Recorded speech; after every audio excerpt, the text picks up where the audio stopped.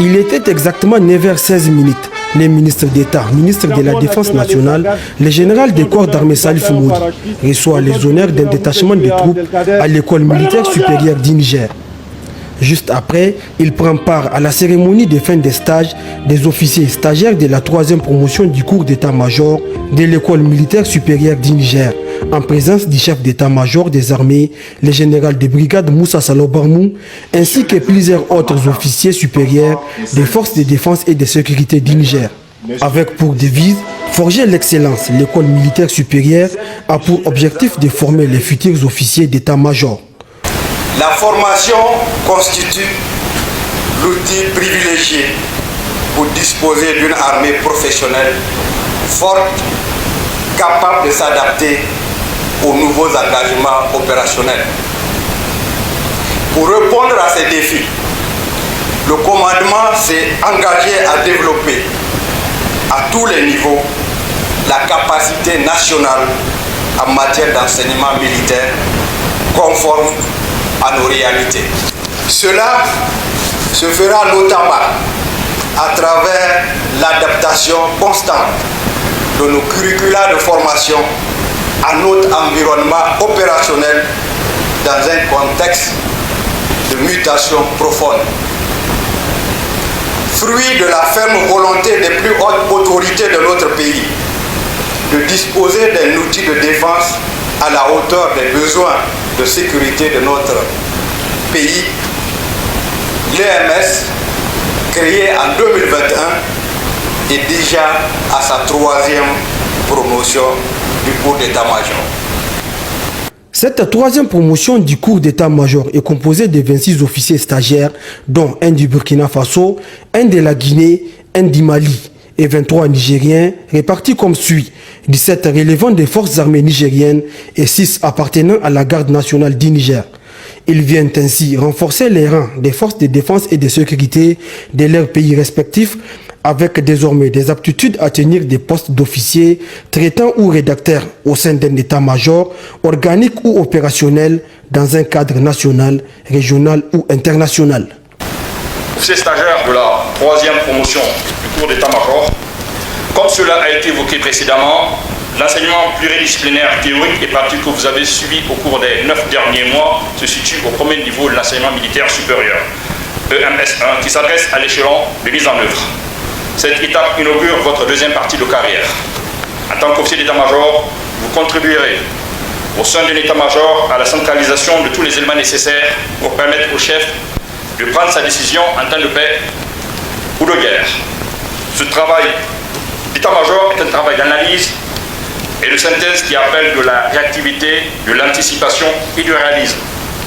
En tant que maillon du processus décisionnel d'un travail collectif, chacun d'entre vous sera comptable de la performance du commandement qui est un facteur de supériorité opérationnelle. En effet, décider, c'est avant tout élaborer une décision. C'est donc raisonner sa mission dès que possible et collectivement en faisant collaborer toutes les parties prenantes. Au terme de 9 mois de formation avec des efforts intellectuels et physiques, c'est le chef de bataillon, Amadou Moussa Nomo Tidjani, du bataillon Génie Combat, qui est classé premier et major de la promotion, avec une moyenne de 15,33 sur 20. Il est suivi du chef de bataillon Ibrahim Issaka Abdul Rachid, du 25e bataillon spécial d'intervention, avec une moyenne de 14,74 sur 20.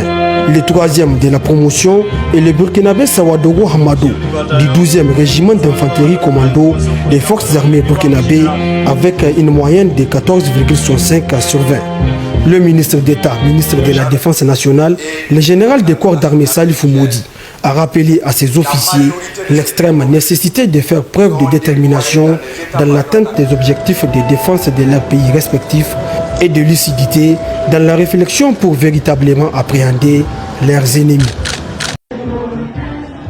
C'est un dispositif de grand jour qui a été mis en place par l'Institut supérieur de formation des professeurs de CG franco-arabe Amir Sultan pour accueillir des hôtes dans une ambiance féerique sous fond de sonorités locales.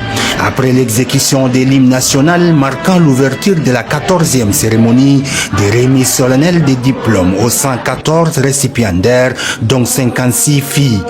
Le directeur général du centre Amir Sultan, professeur Mohamed Salam Al-Mougri, a dans son mot de bienvenue donné un aperçu de l'institut, de sa création à ce jour et les nombreux professeurs qui ont été formés.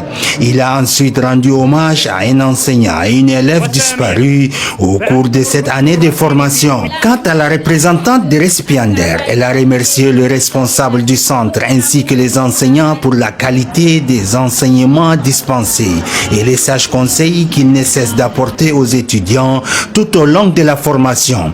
Elle a par ailleurs réaffirmé l'engagement de sa promotion à servir la nation partout où besoin sera. Présent à cette cérémonie, l'ambassadeur du Royaume d'Arabie Saoudite au Niger, Dr Zaid Moukhlid Al-Harbi, a félicité les récipiendaires et leur a demandé de transmettre le savoir qu'ils ont appris aux enfants nigériens.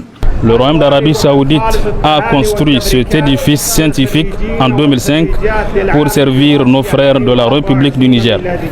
Ce centre a apporté des contributions appréciables au développement des sciences cognitives chez nos étudiants. Le centre culturel Prince Sultan est considéré comme un modèle pour son identité institutionnelle, ses projets stratégiques et ses orientations de recherche et de société, et ce, dans le cadre de la coopération entre le Royaume d'Arabie Saoudite et la République sœur du Niger dans les domaines de l'éducation et de la culture. En sa qualité de ministre en charge de l'éducation nationale, Dr Elisabeth Chérif a exprimé sa joie d'assister à cet événement, tout en saluant les efforts des uns et des autres. La ministre a exprimé sa profonde gratitude à l'endroit de tous ceux qui ont contribué d'une manière ou d'une autre à la réussite de cette formation. Cette 14e promotion de 114 récipiendaires, dont 56 filles, représente, à n'en point douter, un remarquable apport pour notre système éducatif. Excellence, Monsieur l'ambassadeur du Royaume d'Arabie Saoudite au Niger, nous vous prions de bien vouloir transmettre au nom du président du Conseil national pour la sauvegarde de la patrie, chef de l'État, son Excellence le général Abdourahmane Tiani, au nom du Premier ministre, de tous les membres du CNSP et du gouvernement, et au nom du peuple nigérien, notre profonde reconnaissance aux serviteurs de deux saintes mosquées, Sa Majesté Salman bin Abdul Aziz Al Saoud, ainsi qu'au peuple frère d'Arabie Saoudite. Fruit de la solidarité exemplaire entre le Royaume d'Arabie Saoudite et le Niger, l'Institut supérieur de formation des professeurs de CG franco-arabe du Centre culturel Amir Sultan est non seulement un outil précieux et privilégié pour la connaissance, le rayonnement et la promotion de l'islam, mais aussi et surtout pour l'enseignement secondaire franco-arabe au Niger.